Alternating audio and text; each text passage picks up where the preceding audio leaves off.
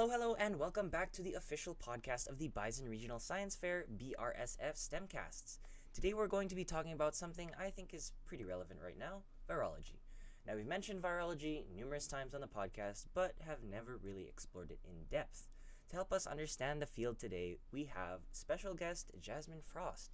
Jasmine has done a Master's of Science exploring the interactions between human proteins and the oncogenic, or cancer-causing, protein of adenoviruses, and is now doing a PhD at the National Microbiology Laboratory exploring the mumps epidemic in Canada, and is conducting crucial research on the virus's mutation rate, its cross-reactivity with vaccines, and is working to find out who is at risk for future outbreaks to help keep them as safe as possible. Jasmine, hello and welcome to the podcast. Hi, thank you for having me. It's great to have you. Now, without any further ado, let's get straight into the interview.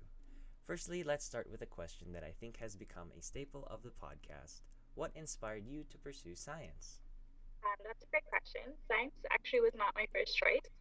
I was originally planning to be an optometrist.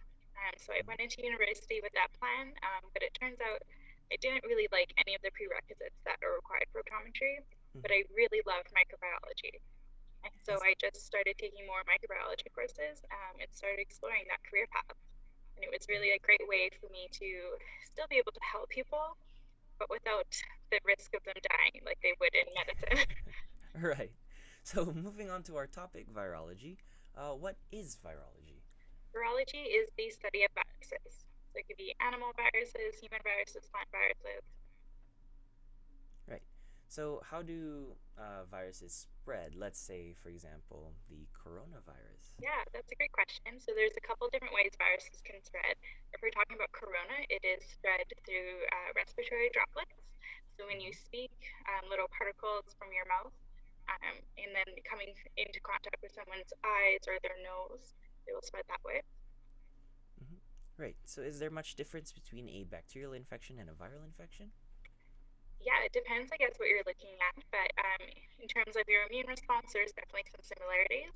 In terms of Mm-hmm. treatment, bacteria infection you can treat with antibiotics, whereas a viral infection you cannot treat with antibiotics. It will not make a difference. So that's sometimes where we see some issues when it's flu season and people are getting Mm-hmm. antibiotics for a viral infection and they're not Right. seeing any help. So, on that note, could you tell us anything about the process of making a treatment for a virus or a vaccine? Yeah, for sure. So the vaccines are based on finding the protein that will cause an immune response. So these tend to Mm-hmm. be the glycoproteins or the outside of the proteins on the outside of the virus. And so you can either find a way to express these proteins individually, or you Mm-hmm. can take the virus itself and attenuate it so it's no longer infectious. Right. You then take either the virus or the proteins and you create a vaccine with an adjuvant. So that's going to allow the proteins to be taken up by your cells. And then this often gets tested in small animals first. So Mm-hmm. animals like mice or hamsters to see if we see that immune response. And then it Right. could either move into bigger animals or it can move into human trials, depending on what we're looking at. I see. So, moving on, your projects, as mentioned previously, are focused mainly on understanding the spread of both the adenovirus and the mumps epidemic in Canada. So, what does your research tell us about things we may have not previously known about these viruses?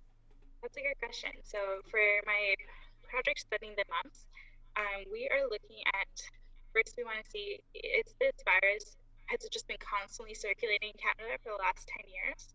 Or is it Mm-hmm. actually just being brought into Canada repeatedly through importations like travel? I see. So, you've also been studying the mutations in mumps. So, how does a viral mutation change the landscape in terms of viral research or vaccine research?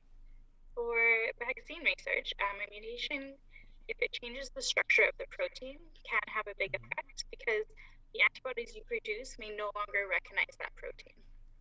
I see. In terms of the virus itself, generally the mutations that are actually kept by the virus have to have a beneficial reason. The virus is not going to spend energy making a new strain if it's not going to benefit Mm-hmm. it. So the mutations we see sticking around often increase how fast it grows or how infectious it is, something like that. Right. So, while we're talking about research, is there any advice you'd like to give our viewers in middle or high school who have never written a research paper? Yeah, I would say definitely make sure that you're using good sources, especially in the time of social media. There is so much questionable, I will call it, information out there.